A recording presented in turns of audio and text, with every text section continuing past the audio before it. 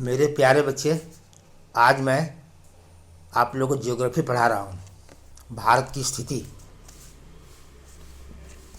Bharat 8 degree 4 minute से लेकर 37 degree 6 minute उत्तरी अक्षांश तथा 68 डिग्री 7 मिनट से लेकर 97 डिग्री 25 मिनट पूर्वी देशांतर के बीच में फैला हुआ है।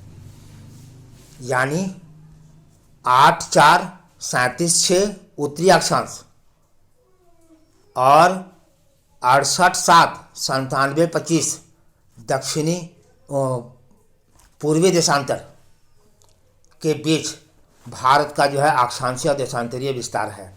इस चीज़ को याद रखना है। 8-4-37 से 68-7-97-25 ये याद रखना है। इसका अक्षांशीय और देशांतरीय जो विस्तार है वो लगभग 30 डिग्री का है। लगभग 30 डिग्री का है। अक्षांश का विस्तार और देशांतर का विस्तार दोनों लगभग 30 डिग्री का है। भारत के सबसे दक्षिणी बिंदु इंदिरा पॉइंट है, जो कि अंडमान निकोबार द्वीप समूह में स्थित है। इसकी स्थिति कहाँ है? तो 6 डिग्री 4 मिनट अक्षांशीय रेखा से है, उत्तरी अक्षांशीय रेखा से है। 6 डिग्री 4 मिनट उत्तरी अक्षांशीय रेखा पर ही इंदिरा पॉइंट स्थित है, जो कि भारत का सबसे दक्षिणतम छोर है। ये एग्जाम में पूछे जाते हैं कि भारत का सबसे दक्षिणतम छोर कहाँ है, तो आपको याद रखना इंदिरा पॉइंट में है। और ये स्थित कहाँ है? अंडमान निकोबार द्वीप समूह में स्थित है। और इसकी अक्षांशीय स्थिति क्या है? तो 6 डिग्री 4 मिनट उत्तरी अक्षांश में है। ये भारत की लंबाई कश्मीर से लेकर के कन्याकुमारी के बीच लगभग 3214 किलोमीटर है। 3214 किलोमीटर इसकी लंबाई है। लंबाई कहाँ से कहाँ तक हम लोग मापते हैं? तो ऊपर में जम्मू कश्मीर से लेकर के नीचे में कन्याकुमारी तक। इसकी चौड़ाई जो गुजरात से लेकर के अरुणाचल प्रदेश के बीच है, जो कितनी है? 2933 किलोमीटर।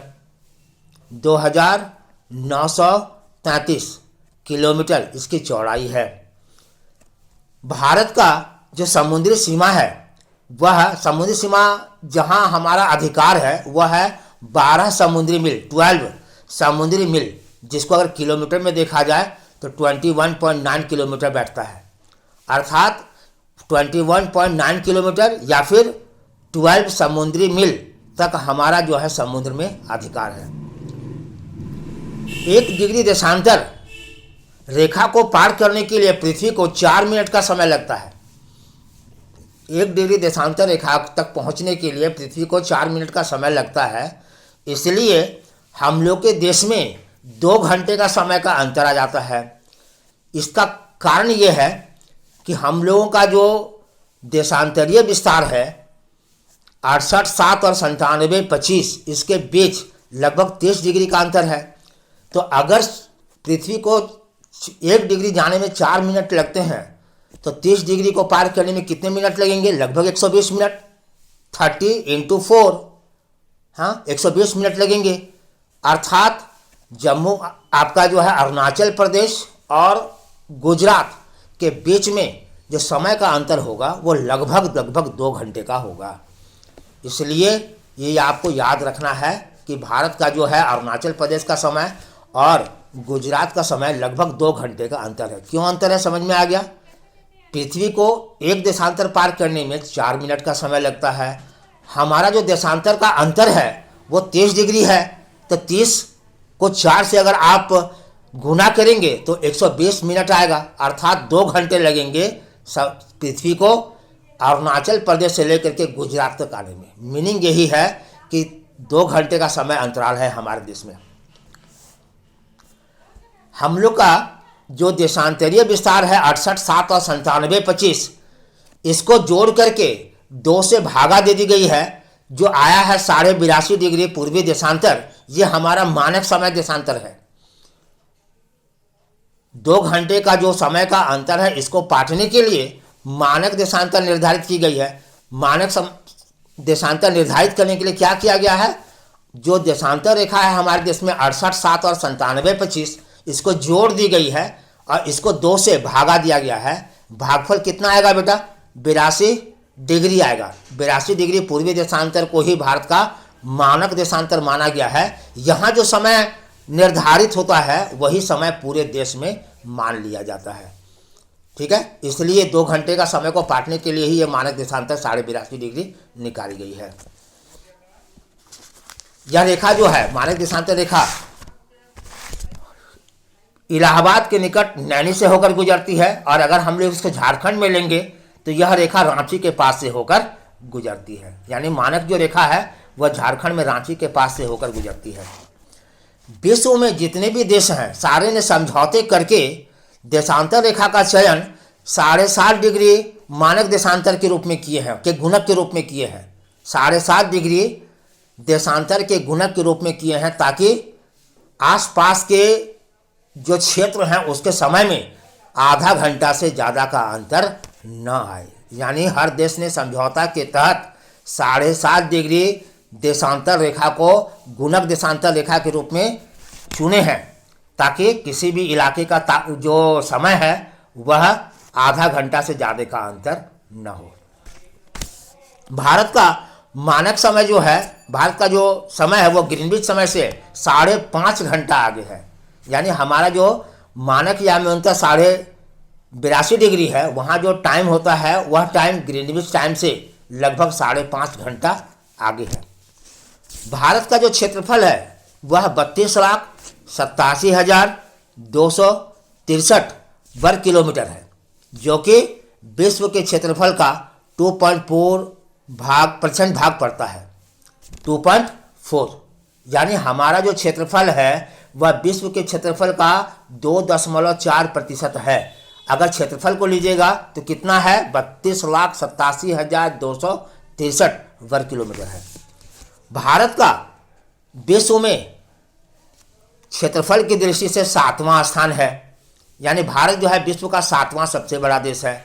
इससे 6 देश बड़े हैं, उसका क्रम जानना जो है बहुत ज़रूरी है। तो पहला है कौन, सबसे बड़ा देश है रूस, उसके बाद आता है कनाडा का स्थान, उसके बाद आता है चीन, चीन के बाद आता है अमेरिका, अमेरिका के बाद आता है ब्राज़ील, ब्राज़ील के बाद आता है ऑस्ट्रेलिया, और उसके बाद भारत का स्थान है। 8वां नंबर में अर्जेंटीना आता है। आपको पता है दक्षिण अमेरिका के देश अर्जेंटीना, इसका स्थान 8वां है। भारत का 7वां है और 6 बड़े देश ये सब है। इसको आप क्रम से एकदम याद कर लीजिएगा। क्रम सबसे पहले रूस, उसके बाद कनाडा, चीन, America, Brazil, Australia, India, Argentina. ये क्रम जरूर पूछे जाते हैं। भारत के बीचों बीच से होकर कर्क रेखा गुजरती है। भारत के बीच से होकर कर्क रेखा गुजरती है, जो कि देश को 2 बराबर भागों में बांटती है। तो चूंकि बीच से कर्क रेखा जब गुजरती है तो जो निचला भाग हो गया भारत का वो उष्ण कटिबंध में आ जाता है, और ऊपरी भाग जो है शीतोष्ण कटिबंध में, नियमतः शीतोष्ण कटिबंध में आता है। लेकिन हिमालय की स्थिति के कारण यहाँ शीतोष्ण नहीं बल्कि उपोष्ण जलवायु पाई जाती है। ये बहुत बड़ी बात है। नियमतः आना चाहिए शीतोष्ण कटिबंध में, लेकिन यहाँ शीतोष्ण कटिबंध इसलिए नहीं पाया जाता है क्योंकि यहाँ उत्तर में हिमालय है। हिमालय होने के कारण यहाँ जलवायु शीतोष्ण न होकर के उपोष्ण पाई जाती है, उपोष्ण कटिबंध में पाया जाता है। ये कर्क रेखा 8 राज्यों से होकर गुजरती है। ये राज्य आपको जानना बहुत जरूरी है। आप एकदम क्रम से जानिए कि कैसे पश्चिम से लेकर पूर्व तक इसका विस्तार है। सबसे पहला है गुजरात, राजस्थान, मध्य प्रदेश, छत्तीसगढ़, झारखंड, पश्चिम बंगाल, त्रिपुरा और मिजोरम। ये 8 राज्यों से होकर कर्क रेखा गुजरती है।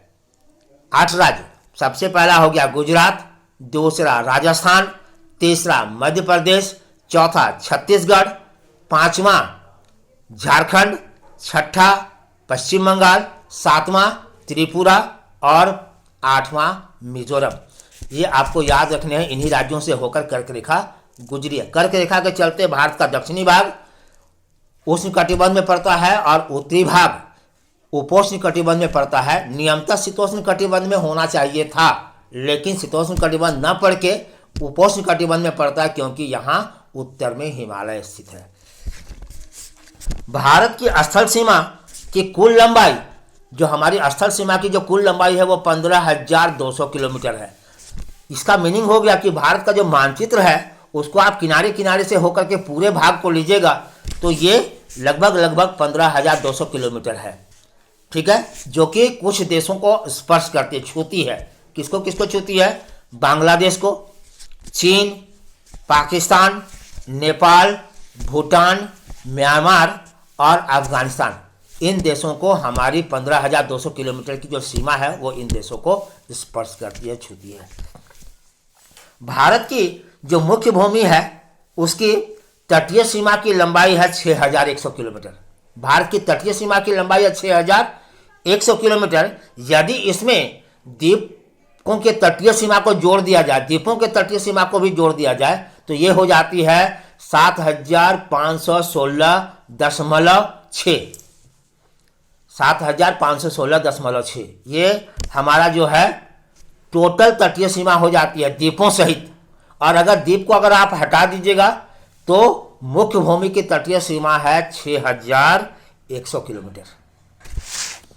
जनसंख्या की दृष्टि से अगर लिया जाए तो भारत विश्व में दूसरे स्थान पे आता है और पहले स्थान पे चीन का आता है। हमारी जनसंख्या लगभग 1,40 करोड़ है। यह विश्व के जनसंख्या का जो है दूसरे स्थान पे आता है और पहले स्थान पे चीन आता है। वो हमसे ज़्यादा नहीं, केवल 5 करोड़ ज़्यादा है, 5 से 6 करोड़ ज़्यादा है, इसलिए वो प्रथम स्थान पे है। यदि जिस क्रम में हमारी जनसंख्या बढ़ रही है अगर ऐसा ही बढ़ना जारी रहा तो आप विश्वास कीजिए कि 3 से 4 साल में हम जनसंख्या के मामले में विश्व का पहले स्थान पे आ जाएंगे। क्योंकि चीन में प्रतिवर्ष 70 से 80 लाख की जनसंख्या बढ़ रही है, क्योंकि उन्होंने हम तो हमारे एक का सिद्धांत अपनाया है, जबकि हमारे देश में जनसंख्या के कोई नियम कानून नहीं बने हैं। और यही कारण है कि यहाँ जनसंख्या साल में 2, 2.5, 3 करोड़ बढ़ रही है। इसके चलते हम जो है चीन को 3-4 साल के अंदर पार कर जाएंगे। अतः इस जनसंख्या को नियंत्रित करना सरकार के साथ साथ हम समाज का भी कर्तव्य है, हम लोगों का भी कर्तव्य है।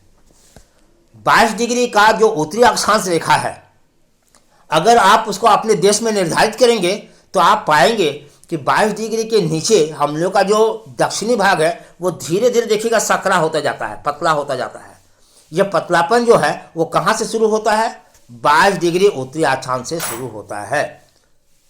22 डिग्री उत्तरी अक्षांश से हमारा जो प्रायद्वीपीय भारत है वह धीरे धीरे सकरा होता जाता है। ये पूछा जाता है कि किस उत्तरी अक्षांश से जो है भारत का दक्षिणी भाग पतला होता जाता है? ये है 22 डिग्री उत्तरी अक्षांश की रेखा।